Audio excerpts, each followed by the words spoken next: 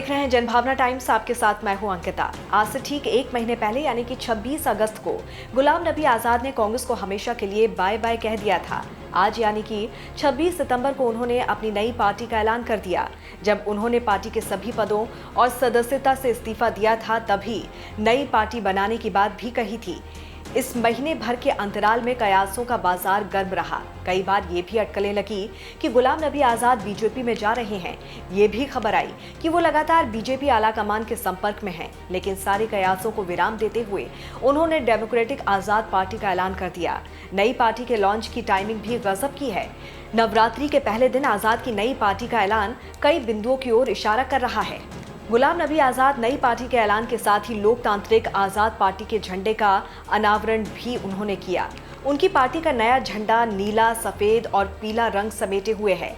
Party के झंडे पर उन्होंने कहा कि किसे कहते हैं सरसों का रंग रचनात्मकता और विविधता में एकता को इंगित करता है, सफेद शांति को इंगित करता है और नीला रंग स्वतंत्रता, खुली जगह, कल्पना और समुद्र की गहराई से आकाश की ऊंचाइयों तक की सीमाओं को इंगित करता है। नई पार्टी के ऐलान के बाद गुलाम नबी आजाद ने कहा कि डेमोक्रेटिक आजाद पार्टी की अपनी सोच होगी जो किसी से प्रभावित नहीं होगी। आजाद का मतलब होता है स्वतंत्र। नीचे से चुनाव होंगे और एक हाथ में ताकत नहीं रहेगी और जो हमारा संविधान होगा उसमें प्रावधान होगा पूर्ण लोकतंत्र के आधार पर। बड़ी बेताबी से जम्मू कश्मीर के लोग और मीडिया के लोग हमारी पार्टी का नाम जानने के लिए इच्छुक थे। जम्मू कश्मीर के पार्टी का नाम रखना मुश्किल होता है। जम्मू के लोगों को, कश्मीर के लोगों को, जो गांव में रहने वाले हैं उनको भी नाम समझ जाना चाहिए। देश भर से मेरे साथ ही उन्हें करीब 1,500 नाम भेजे हैं, जिनमें कुछ उर्दू में, कुछ हिंदी में। लेकिन मैं चाहता था, जैसा पंडित जवाहरलाल नेहरू ने कहा था, जो उर्दू और हिंदी को समन्वय हो, जिसे हिंदुस्तानी कहते हैं। गुलाम नबी आजाद ने कहा कि हमने ये पार्टी अपने तमाम साथियों के साथ विचार करके बनाई है और इस पार्टी के बारे में किसी अन्य पार्टी को कानो कान खबर नहीं है। हमारी सोच को कोई पार्टी प्रभावित नहीं कर सकती।